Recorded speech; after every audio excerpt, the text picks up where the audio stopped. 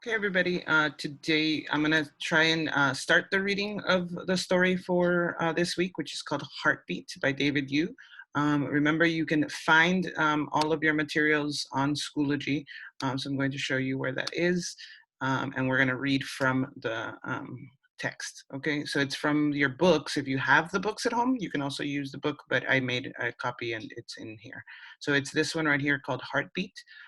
So when you click on the heartbeat, it's going to open up the text. You can also see it bigger. So if it's too small when it loads, you can hit this button right here and it's going to make it bigger. That's the one that I'm going to use so that I can see everything and read everything. It also has your vocabulary. So remember, these are the words that are going to be maybe new. For example, appearance, that's the way you look, like apariencia, depressed, right, when you are sad, distorted, when things are twisted or not like you think you see them, an illusion, right, again, the image is not real, normal, of course, normal, solution, we know, transform, same, and weight is like peso, cuánto pesas, and this is very important for this story, okay? All right, so the story is by David Yu, and this you can read a little bit more about him. I'm going to skip it for now because I want you to listen to me read the story. So the purpose for today, for us reading, is to find out why the boy thinks he is too thin. Thin is delgado. And then what does he do to look bigger? He's trying to get bigger. Okay, so let's see. My nickname's Heartbeat because my friends swear that you can actually see the pulse on my bare chest. I've always been skinny. Everyone assumes I'm a weakling because I'm so thin.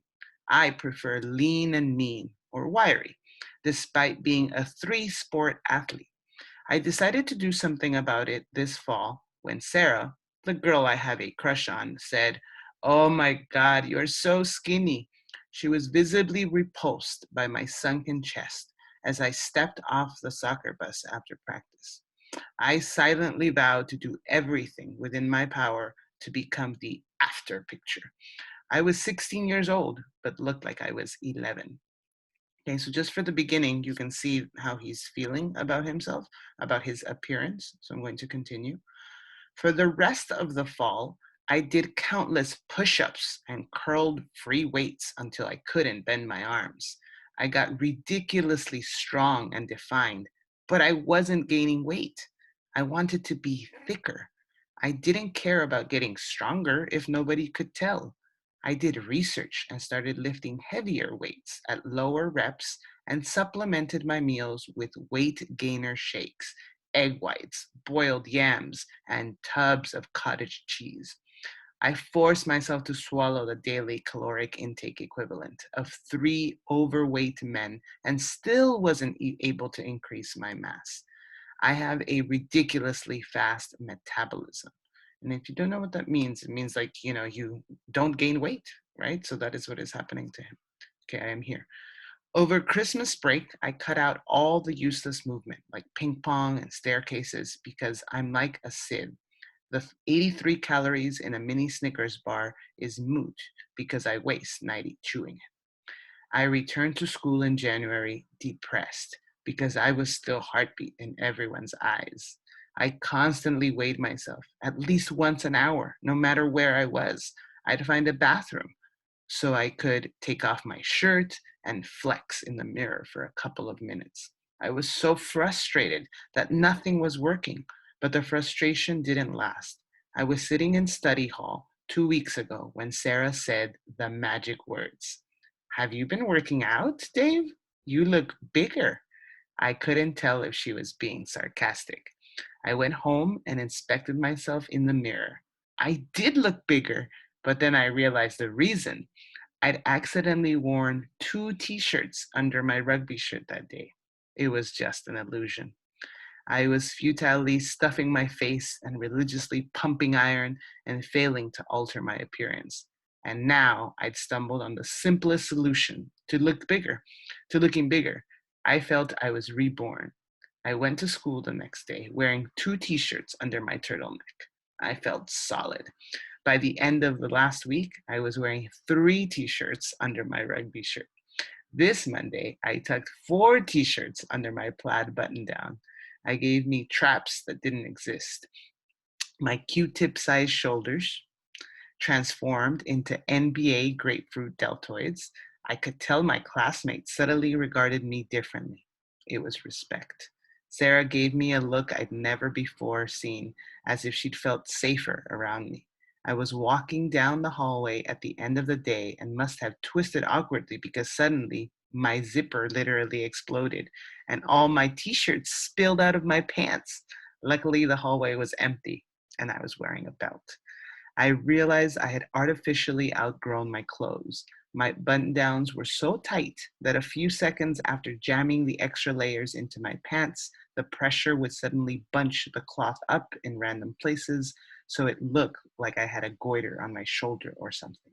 I complained to my parents over dinner last night. I don't fit into anything anymore, I said. It reflects poorly on you guys. You could get arrested. What are you talking about? You look the same as always. You're still my little boy, my dad replied, putting me in a headlock and giving me a noogie. I glared at him. I need a new ski jacket, I said.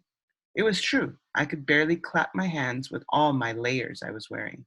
I was getting out of control at this point.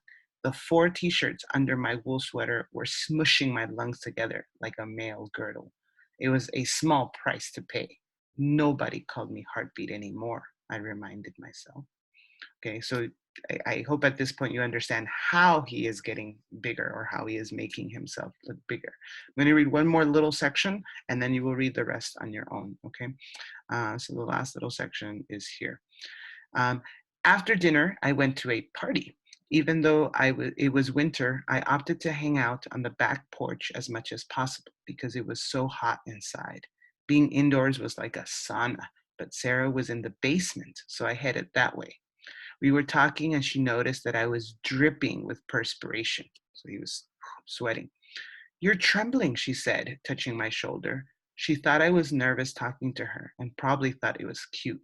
But in reality, I was on the verge of passing out because I was wearing 4 tight shirts and 2 long sleeves under my wool sweater, not to mention the sweatpants tucked into my tube socks that to add heft, my formerly chicken legs, quads. She squeezed my biceps.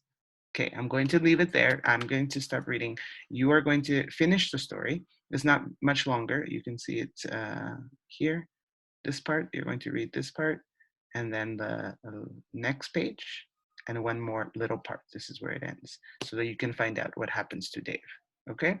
And then, of course, remember that you can, let me show you one more time. You can go to your Schoology and all of the assignments are there. If you didn't already do the do nows, please do the do nows. And then when you finish reading, this is where you go so that you can answer the questions. And the questions are, what does Dave discover about his true self? And how is it similar or different from how other people discover things about their true selves? And then the last thing for the week, remember to practice your reading fluency so that you can turn that in. Okay, have a good week.